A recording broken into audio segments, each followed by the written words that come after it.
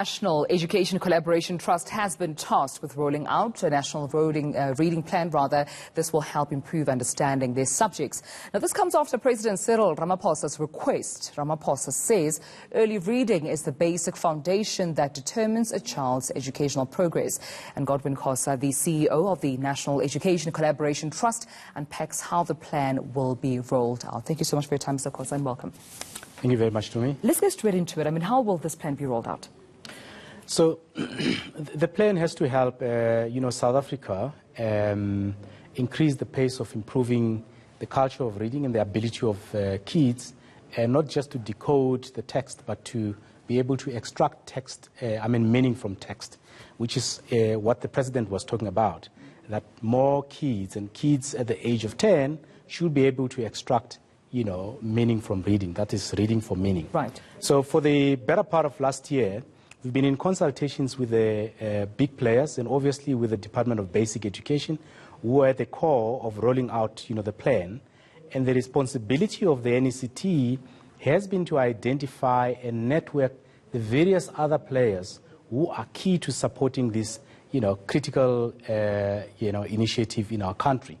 And these include, and not limited to, corporate social investors who work out there, teacher unions, churches, the broader civil society, because the belief is that the improvement of reading in its technical sense and its social sense, which is the cultural sense, getting everybody to read in society, will require partnerships between teachers, the schools, and the community, and everybody who works in communities.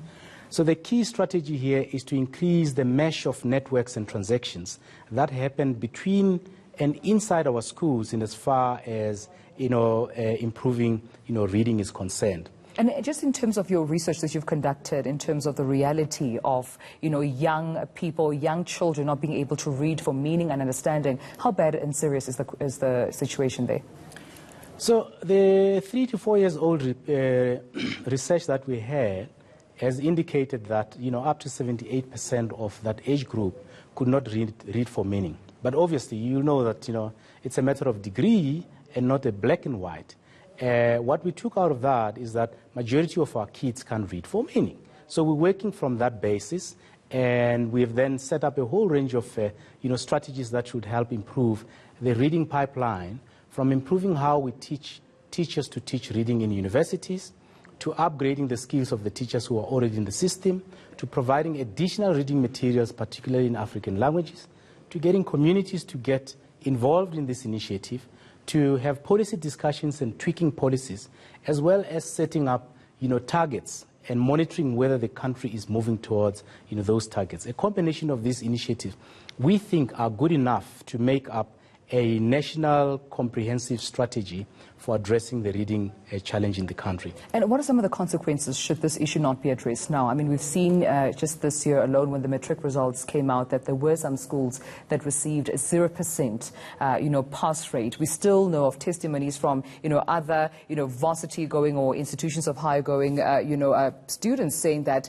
they get frustrated in class because they cannot understand meanings behind words when, sort of dealing with those textbooks. So clearly there are consequences. So the consequences are huge, and they range from academically inclined consequences to social consequences, as well as economic consequences. So kids who can read and read for meaning, they lose the opportunity to extract meaning on a whole range of subjects on their own without being helped by the teacher.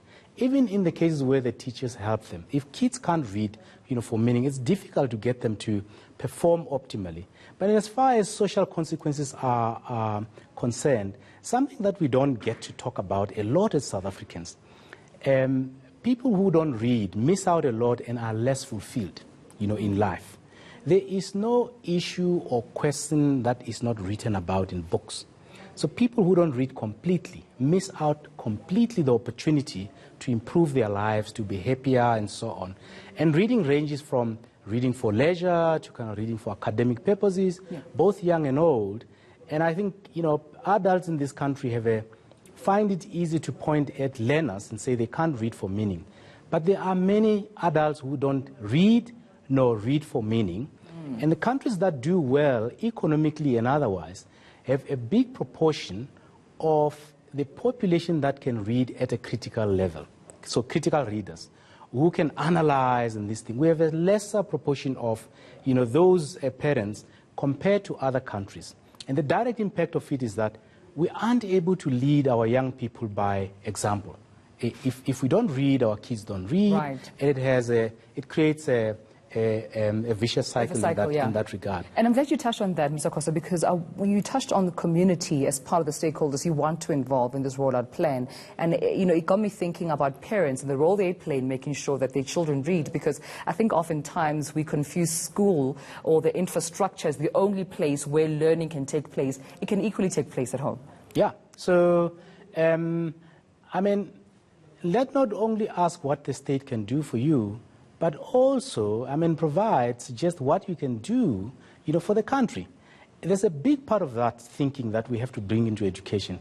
Teachers must teach our kids, effectively, as designed, as better policies and so on. But it's not going to happen optimally if we as parents don't come into the mix and bring our pound of flesh. When kids come home, we've got to read with them. We must listen to their reading. We also have to read to them. We also have to read and emulate, this reading culture. We have to show interest in our kids' education. So it's a complex exercise, and it depends on where you pitch in analyzing the reading challenge. Technically, reading has to be taught in classrooms. Otherwise, there are other levels of reading, including getting to a point where we have critical readers. It has to be reinforced from home, from the church, from the society. There has to be a library. But even adults must talk about reading, and they must buy a book for a child. They too must have reading clubs where they discuss, issues. And I think the quicker we do that as a nation, the more we upgrade the conversations that we have at interpersonal level and in the various institutions and committees and organizations that we have.